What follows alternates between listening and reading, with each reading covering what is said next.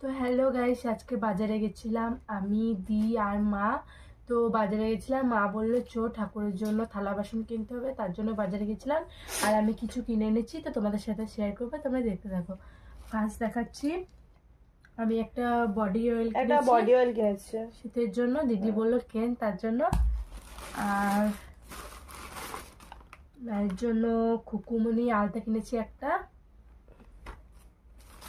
আর একটা মায়ের জন্য টিপ কিনেছি।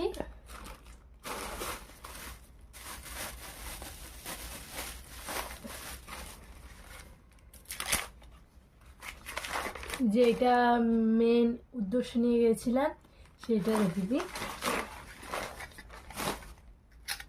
এই দুটো কেনার জন্য গেছিলাম। আর এইটুকু দুটো গ্লাস কিনেছি, দেখতে পাচ্ছি খুব সুন্দর, খুব কিউট। আর